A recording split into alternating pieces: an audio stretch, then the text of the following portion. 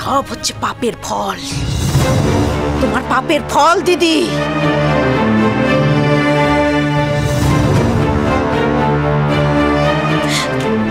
তো করে বারণ করেছিলাম, কোনো কথা শুনলে না, তখন সেই বিধবা মেয়ের বিয়ে দিলে।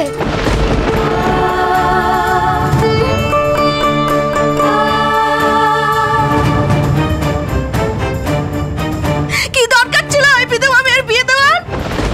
একটা সাদা থান পড়া মেয়ে তো ছিল, আরেকটা নয় থাকতো। এই খ্যাপা ছেলের কথায় নেচে নেচে বিধবা মেয়ের বিয়ে দিলে, এখন বোঝো?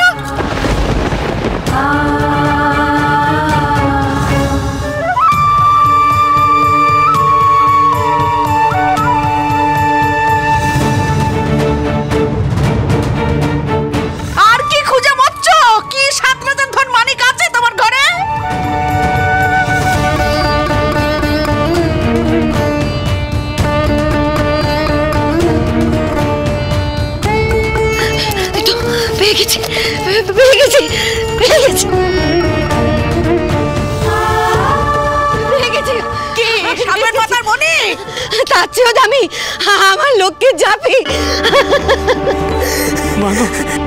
দেখ বাবা, দেখ, আগুন আমার মা লক্ষ্মীর ঝাঁপিকে পোড়াতে পারেনি বাবা।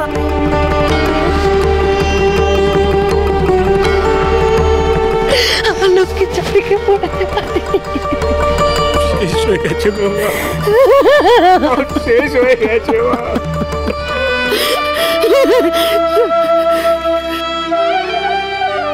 সত্যি সব শেষ হয়ে গেল, সত্যি সব শেষ হয়ে গেল বল বাবা। এই ঘরে তোর বাবা আমায় বিয়ে করে বউ করে এনে তুলেছিল। এই ঘরে তোর জয়কালী দিদি আমার কোলে এসেছিল।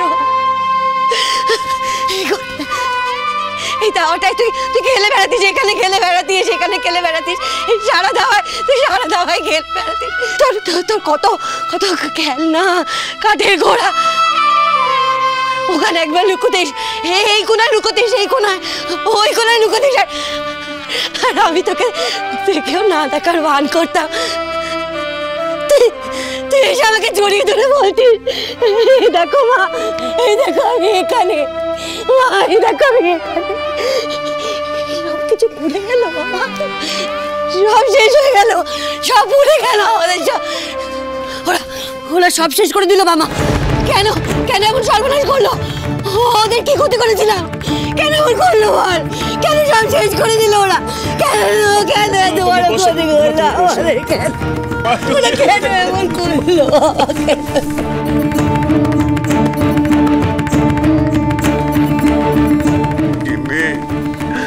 কিন্তু সব হারিয়ে ভিখিরি হয়ে গেলাম, কিন্তু ভিখিরি হয়ে গেলাম। বামা,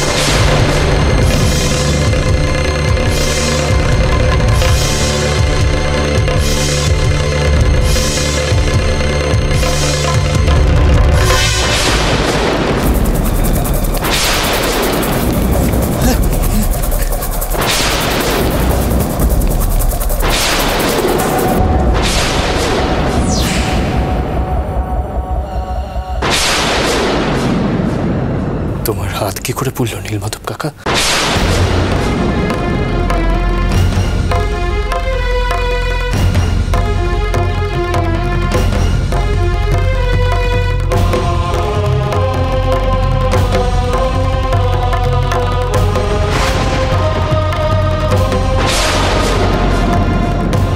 কি হলো বললে না?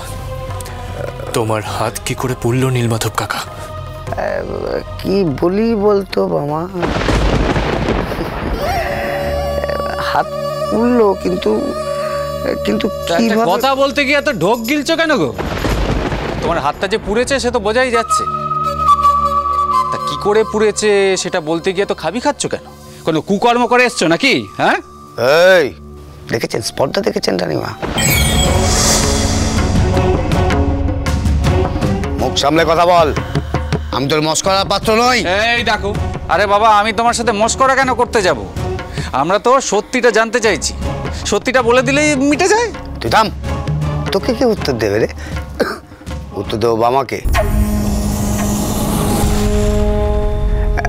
বলছিলাম কি বামা, তুই যেরকম ঠাকুর ভক্ত, মা তারা ভক্ত, আমিও তো ঠাকুর ভক্ত না? এই কালকে রাত্রিবেলা আরতি করতে গিয়ে আরতির প্রদীপটা আমার হাতের মধ্যে পড়ে যায়, ব্যাস হাতটা পড়ে গেল। তুই চিন্তা করিস না, ওষুধপত্র লাগিয়েছি, সেরে যাবে, সেরে যাবে। আপনি আরতি করেন, তাও আবার প্রদীপ দিয়ে? আশ্চর্য, আগে কখনো দেখিনি তো। ওই দেখুন ছোট রানীমা, সবসময় কি সব কিছু সবার চোখে পড়ে নাকি? আরতি করি, আমিও আরতি করি। ওই আরতি করতে গিয়েই তো ভাতটা, মাথার উপর ভগবান আছে, মিথ্যে কথা কেন বলবো বলুন? কাল রাতে তুমি আরতি করছিলে, কিন্তু আমি যে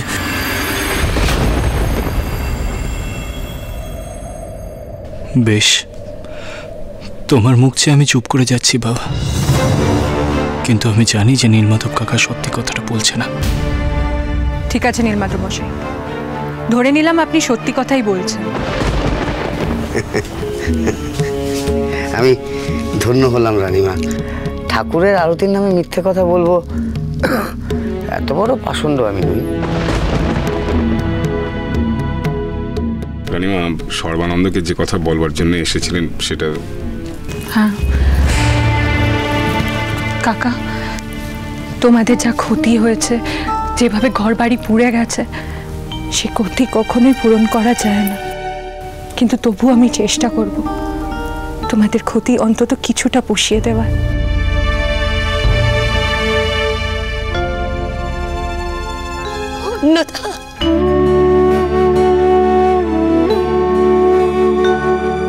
হ্যাঁ গোকুল কাকি, আমাদের খরচে তোমাদের এই পোড়া ভিটে আমি সারিয়ে দেব। নায়েব মশাই, আপনি আজই কজন ভালো ঘরামিকে কাজে লাগান। জি আগে রানী, আমি এক্ষুনি ব্যবস্থা করছি। দাঁড়াও দুর্গাদাস,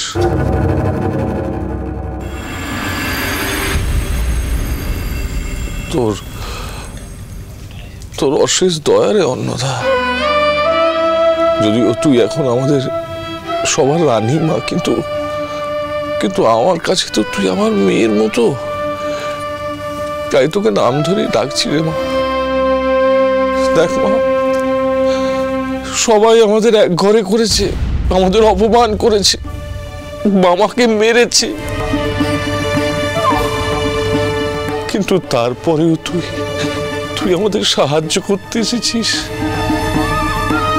একটা অসহায় মানুষকে মানুষের মর্যাদা দিয়েছিস, আমার পরম পাওয়ারে, আমি কোনোদিন ভুলবো না। কাকা,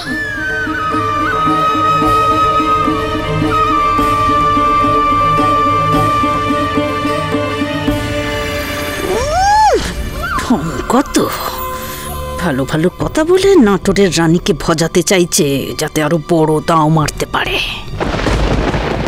যারা এক ঘরে, তাদের অন্য কারো কাছ থেকে কোনো কিচ্ছু নেওয়া মানায় না।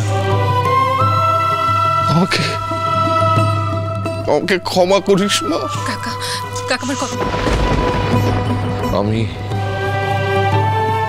আমি আমার জীবনে কোনোদিন কোনো বিপদে কারো কাছ থেকে কোনো দান গ্রহণ করিনি,